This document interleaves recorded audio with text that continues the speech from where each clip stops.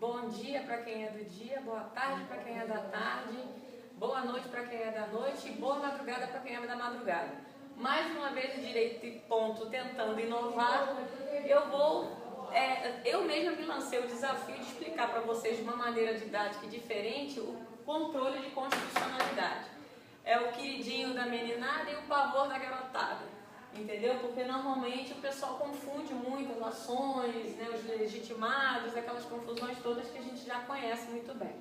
Então eu montei aqui um quadrinho, não sei se está dando para vocês visualizarem, mas se vocês quiserem visualizar o quadrinho, vocês dêem uma puxadinha na tela depois para poder conseguir ver, porque vocês entendendo esse quadrinho que está aqui, tá, vocês vão conseguir entender direitinho o que é o controle de constitucionalidade. E não é uma ação difícil, não é uma situação difícil, tá bom? E no decorrer dos blocos vocês vão entender o porquê de muita coisa depois, tá? Mas vamos por partes que nem Jack Estripador, tá legal? Então é o seguinte, a ADI, que é a ação direta de inconstitucionalidade, ela tem os legitimados do artigo 103, de 1 a 4 da Constituição Federal. Então o que acontece? Todos esses legitimados aqui, tanto especiais quanto universais, fazem parte de todas as outras ações. É tudo igual, não muda, tá? É a mesma situação, só que tem a parte especial e tem a parte universal. Que isso eu vou explicar separadamente em outro bloco para vocês poderem entender melhor, tá bom? Isso é só uma visualização geral do controle, tá? O objeto da ADI é lei ou ato normativo primário, federal ou estadual. O PGR, ele vai atuar, ele vai participar como fiscal? Sim, ele participa como fiscal. Eu até escrevi aqui um detalhezinho para vocês verem. O advogado-geral da União, ele vai poder atuar? Sim, ele vai poder atuar. Vai ter medida cautelar? Sim, vai ter medida cautelar de acordo com a Lei 9868 de 99, dentro dos artigos 10 a 12, relacionados à ação direta de inconstitucionalidade. A ação direta de constitucionalidade, que é uma outra ação, é que eu falei, os mesmos legitimados do artigo 103 da Constituição Federal. Tem os especiais e tem os universais.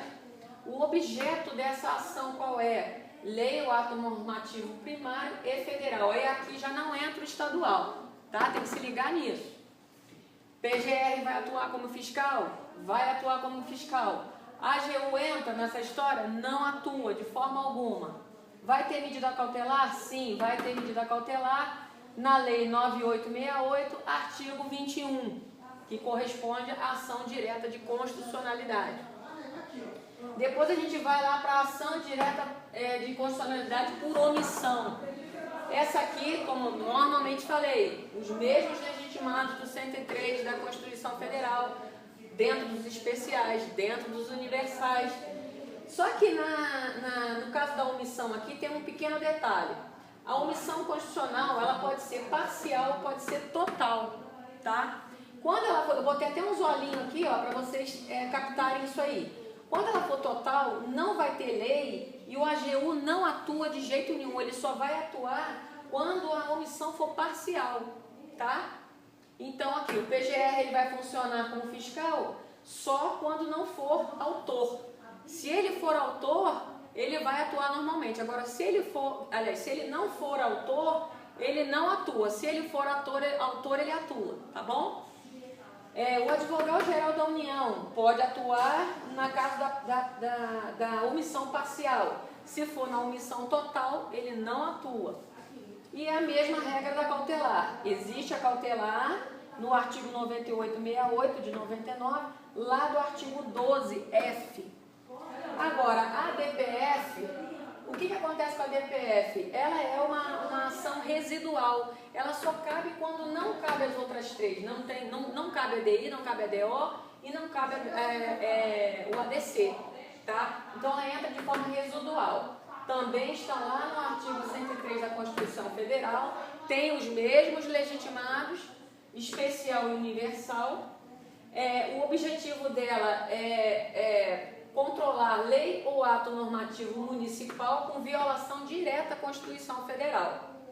Atos secundários, normas pré-constitucionais têm natureza residual, tá? O PGR como fiscal, ele só vai atuar quando ele for autor.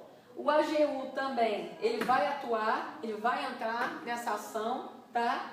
E a cautelar também pega a cautelar lá na lei 9868 de 99, lá no artigo 5º.